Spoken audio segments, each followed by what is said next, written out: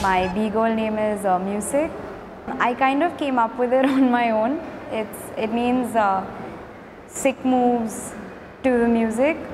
I still can't do it yet, so it's something I strive towards. So my name reminds me of what I need to do. Crazy cats.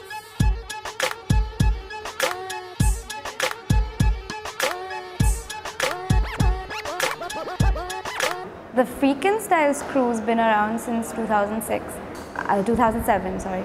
And I've always I've seen them when I was in college, and I was a ballet dancer before. So I saw them on YouTube and I was really impressed, and I didn't know things like that happen in India. So I went for a couple of their shows and watched them perform, and I was mad impressed. That was when I started searching and looking around for what hip-hop actually is.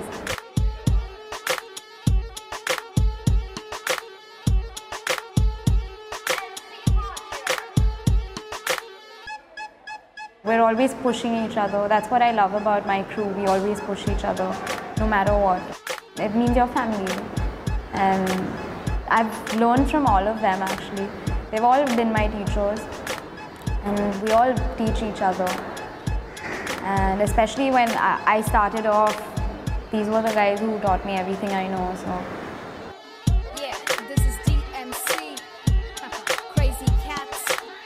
I think the crew in itself is kind of like a little career for me, because it has like a little administrative system that we have. So each of us takes care of our own role. 21st century, let me paint it for you. Training is very stressful. We've been literally burning ourselves out. But now it's like getting better because we know what we need to do. We've been training that hard. You see, Chori ke piche is a whole different story. This is for the ladies feeling sexy up and glowy.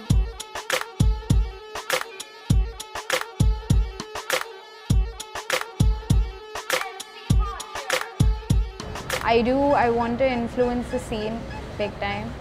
I want to be successful for myself as well. Like, I know that this is what I want to do. The crew has to be, you know, like 2 years later, I want them to look back at our anniversary and say how small it was back then. Yeah, this is DMC. Crazy cats with Roger on the beat. This beat is sick, I tell you.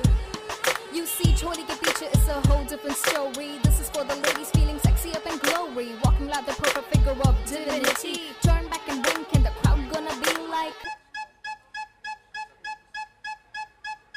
yeah. What? 21st century, let me paint it for you. Matching shoulders with men are the women with desire. Cool. My name is Apna. I was born here. I was born in Bombay. I grew up in Switzerland. I left Bombay at the age of 3 with my parents. And I stayed there for about 26 years. I came back about 8 years ago.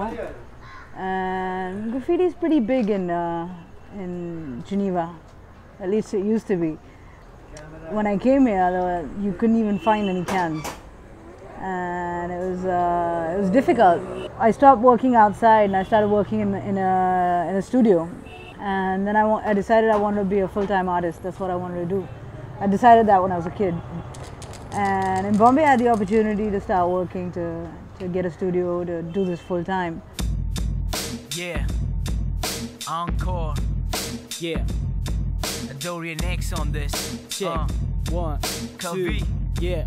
I have a sick spit, slick wit, slicker window. I've always liked to be on the outside looking in, more than just, you know, being in the whole system.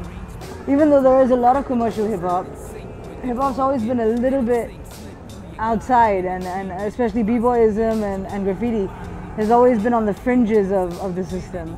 And it's, I think in big urban areas like Bombay, you don't really get to exercise too much, you don't really get to spend too much time outdoors. And I think people want that now. People are starting, the quality of life as it's improving, people want to spend more time outdoors, and kids have a lot of energy, so I think you know, it's good if they put it into painting outside. And Mumbai's where I belong. Yes, yes, I remember the first day we came to paint out here. We painted Joe's house, and people were like, people come up to us and say, "Oh, you know what? I live down the street there. Would you come paint my wall?" And you know, everybody's just really got excited about it. I think it creates a sense of community as well. People want to keep their areas clean. I know I can make a statement, but I've been so lost. The broken window theory, which is that if there's vandalism or if there's graffiti in a neighborhood, then immediately that neighborhood is just going to go down. You know, there are going to be drug dealers. It's just going to become like a bad neighborhood. And I think it's actually the other way around here. Heavy bending, I had looking at a place on my tempo and the template. It's a crazy city. There's a lot of energy. There's a lot of really good energy. It's a very dynamic city. It has a lot of negative sides too, but I think the vibrancy of the city more than makes up for the negative sides. You know, the traffic and the pollution and all that. That pretty much gets negated with the vibrancy of the people, the common man. This is rich boy music. It's just a byproduct, rich boys use it. Look now, motherfuckers. Ain't it no, all we got is in fact, don't even try and look at it. Shut your eyes, open your ears then. Progressive rhymes, expressive. With the economic boom, there's a lot of construction going on. There's a lot of the culture that Bombay actually had. But the identity of Bombay is getting wiped out as we know it. And it's just kind of becoming a lot more gentrified. It's becoming a lot more commercial. There's malls sprouting up everywhere. It's become a very consumerist culture. Some things are a little more difficult than others, but I think things are difficult for everybody, whether you're a woman or a man, or you know, day to day can be really difficult out here. But I think it's a good learning experience.